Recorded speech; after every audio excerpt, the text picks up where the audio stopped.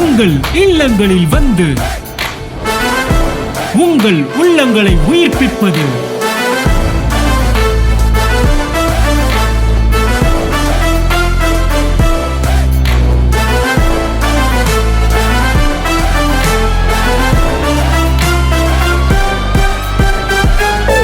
உங்கள் channel DJ.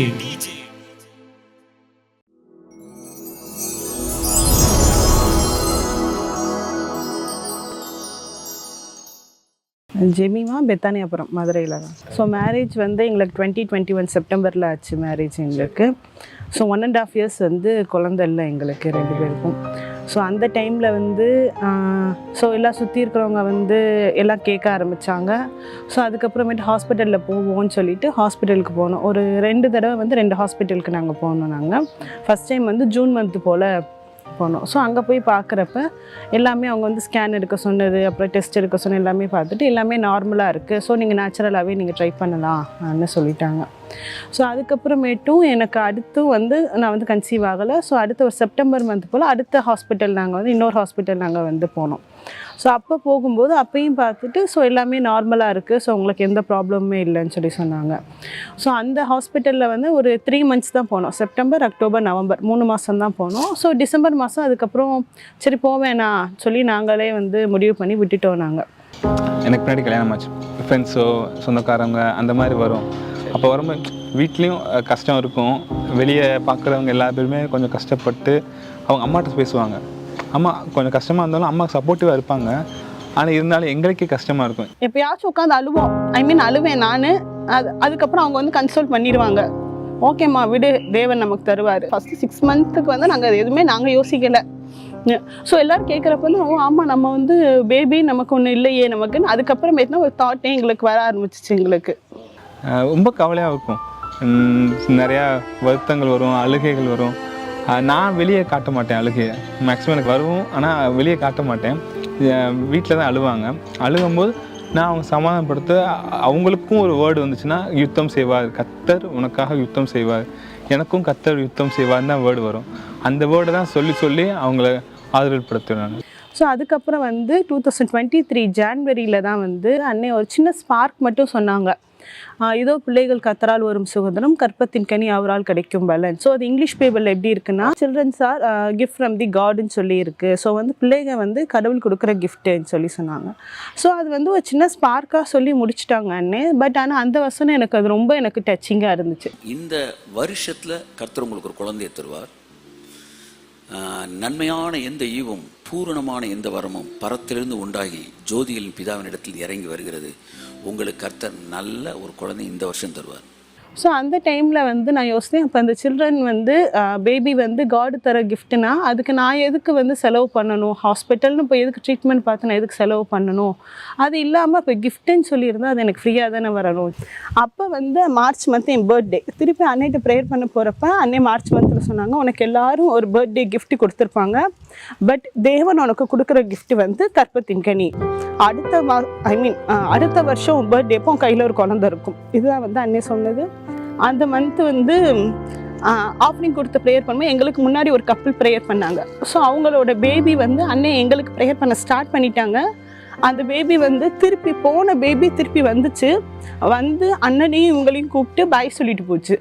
அப்போ பாய் சொல்லி அது நார்மலாக பாய் சொல்லி முடிச்சாச்சு. அன்னை ப்ரேயர் முடித்த பிறகு சொன்னாங்க, இது வந்து ஒரு ப்ரொஃபட்டிக் ஆக்ஷன்ப்பா, அடுத்த வருஷம் ஏப்ரல் மாதம் பாரு உன் கையில் ஒரு குழந்தை இருக்கும் சொல்லி இவங்ககிட்ட அன்னை சொன்னாங்க. அது நடந்துச்சு. ஸோ அதுக்கப்புறமேட்டு ஹாஸ்பிட்டலே போகலை, நாங்கள் ஃபுல்லாகவே நாங்கள் போகலை. ஸோ மே மந்த்து நாங்கள் வந்து செக் பண்ணி பார்க்கும்போது எங்களுக்கு வந்து பாசிட்டிவ்னு ரிசல்ட் வந்துச்சு. அது கரெக்டாக அந்த 1 மந்த்து அந்த டைம் ரொம்ப ஹாப்பியாக இருந்துச்சு. அதை அந்த கடைசி நைட்டில் தான் நாங்கள் அதை பார்த்தோம். அந்த பார்க்கும்போது நைட்டில் 3 மணிக்கு 3:30க்கு பார்த்தோம் நாங்கள். அந்த சமயம் ரொம்ப ஆச்சரியமாக இருந்துச்சு. நைட்டில் பார்த்தோம் நாங்கள். ரொம்ப 3 மணிக்கு தான் ஏர்லி மார்னிங் நாங்கள் பார்க்குறோம். ரொம்ப ஆச்சரியமாக இருந்துச்சு. அந்த ஃபுல்லாக தூங்கவே இல்லை. அப்படியே அதிர்ஷ்டம் சந்தோஷமாக இருந்துச்சு எங்களுக்கு. அதுக்கப்புறம் எங்களுக்கு ரொம்ப ஹாப்பி. ஸோ அது வந்து எல்லாருமே வந்து அந்த வந்து ப்ரெக்னன்சி டைமில் எல்லாருமே சொல்லுவாங்க, இது வந்து இந்த ஜெண்டராக இருக்கும், பையன் பொண்ணு எல்லாருமே சொல்லுவாங்க. பிறந்தது எங்களுக்கு வந்து பெண் குழந்தை. ஸோ அதுக்கப்புறம் நாங்கள் யோசித்த பிறகு தான் சொன்னோம், அந்த ஏப்ரல் மந்த் அன்னி சொன்னாங்க, இது மாதிரி ஒரு குழந்தை அவங்க கூட நிற்கும் நான் சொன்னது. ஸோ அங்கே வந்தது அது வந்து கேர்ள் பேபி தான் வந்துருந்துச்சு. இப்போ வந்து நாங்கள் ரொம்ப ஹாப்பியாக இருப்போம். அந்த அந்த அந்த ஆஸ்பத்திரியில் அன்னைக்கு இருந்த நேரம் ரொம்ப ஜிம்மி வலியிலையும் துடிச்சுட்டு இருந்தாங்க. அந்த சமயம் எனக்கே ஒரு மாதிரி சாப்பிடவும் தோணலை, ரொம்ப பதட்டமாகவே இருந்துச்சு. அந்த கடைசி அந்த குழந்தை பிறக்கிற வரைக்குமே எனக்கே ஒரு மாதிரி இருந்துச்சு. யார்ட்டையும் பேசவும் இல்லை, அமைதியாக அங்கிட்டு இங்கிட்டு போய்கிட்டே கிடந்தேன். ஆனால் அந்த குழந்தை கையில் வந்து ரொம்ப ஹாப்பியாகவும், அது வந்து சொல்கிற வார்த்தையே இல்லை. ரொம்ப ஒரு இத்தனை நாள் ஒரு 1.5 வருஷம் நம்ம கஷ்டப்பட்டு அழுதது, இத்தனை பேர்லாம் நினச்சது, எல்லா பேர்த்துக்கு முன்னாடியும் கடவுள் வந்து ஒரு குழந்தை மூலமாக எங்களை உயர்த்திட்டாரு. அதுதான் எனக்கு ரொம்ப சந்தோஷமாக இருந்துச்சு எனக்கு. ஸோ அந்த பேபியை பார்த்த பிறகு தேவன் அந்த ஒரு 10 months கிட்ட சொன்ன எல்லா ப்ராஃபஸியுமே வந்து எனக்கு நிறைவேறி அது வந்து என் குழந்தைய என் கையில் இருந்துச்சு. நான் ஆஃபீஸ் விட்டு வந்தோடனே அங்கே போய் அந்த குழந்தைய தூக்கும்போது அதை அப்படியே பார்க்கும்போது எனக்கே ஆச்சரியமாக இருக்கும். சார் 1.5 வருஷம் நம்ம இருந்தோம், கஷ்டத்தில் இருந்தோம். ஒவ்வொரு வருஷம் நாங்கள் இதே போன வருஷம் எப்படி இருந்தோம், அது அப்போ எவ்வளோ அழுதுட்டு இருந்தோம், எவ்வளோ சண்டை போட்டோம். ஆனால் இந்த சமயத்தில் இந்த கையில் ஒரு குழந்தை இருக்க ரொம்ப ஹாப்பியாக இருந்துச்சு எங்களுக்கு. அந்த இதெல்லாம் கடவுள் எவ்வளோ நம்மளை உயர்த்தியிருக்காரு. எந்த கஷ்டமும் இல்லாமல் கடவுள் நம்மளை இவ்வளோ தூரம் கொண்டு வந்த கடவுள் இன்னும் உயர்த்துவார்னு எனக்கு தோணுச்சு. ஸோ நான் அழுதுருக்கேன். அந்த அழுகைக்கெல்லாம் இப்போ ஒரு சந்தோஷமாக எங்களுக்கு ஒரு குழந்தையை கொடுத்துருக்காருன்னா தேவன் சொன்ன வார்த்தையை மட்டும் பிடிச்சிக்கோங்க. ஐ மீன் மக்கள்னால் ஏதாச்சும் ஒன்று சொல்ல தான் செய்வாங்க, சுற்றி இருக்கவங்க ஏதாவது சொல்லுவாங்க, அதெல்லாம் பெருசாக எடுக்காமல் தேவன் சொன்ன வார்த்தையை மட்டும் நம்ம பிடிச்சிக்கிட்டோன்னா கண்டிப்பாக அதுக்குரிய மிராக்களை வந்து நம்ம பார்ப்போம். 6th அண்ணன் எனக்கு தெரியும். அப்போ இருந்தே நான் அண்ணனோட வளர்ச்சியும் பார்க்குறேன், அண்ணன் என்னையும் பார்க்குறாங்க, இவன் எப்படி வளர்றான் அப்படின்னு பார்க்குறாங்க. என்னை ஒவ்வொரு விஷயத்தையும் பேசும்போதும் அண்ணன் எனக்கு இப்படி பேசக்கூடாது, அப்படி பேசணும், இப்படி நடந்துக்கூடாது, அப்படி நடந்துக்கணும், அந்த வார்த்தை மூலமாகவும் சொல்கிறாங்க அண்ணன். அது இந்த விஷயத்துலையும் எனக்கு அண்ணன் ஜெபம் மூலமாக என்னை ரொம்ப கைட் பண்ணாங்க. கடவுள் வந்து ஒரு வார்த்தை உங்களுக்கு கொடுப்பாரு, அந்த வார்த்தையை பிடிச்சிக்கணும், அதேமாதிரி அவங்க மேலே நம்பிக்கை வைக்கணும். சாட்சியோட குழந்தை எங்கள் பேபி. இந்த பேபி தான் ரொம்ப 1.5 வருஷம் நாங்கள் வந்து ரொம்ப இதாக இருந்ததுக்கு ஒரு நல்ல அழகான குழந்தைய கடவுள் கொடுத்தாரு. அதுக்காக நான் கர்த்தருக்கு நன்றி சொல்லிக்கிறேன்.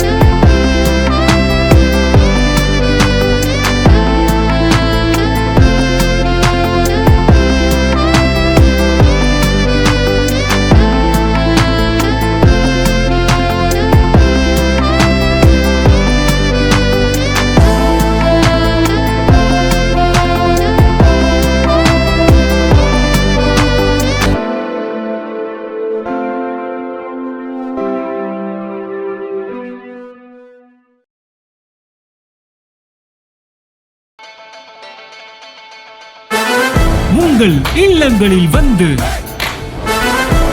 உங்கள் உள்ளங்களை உயிர்ப்பிப்பது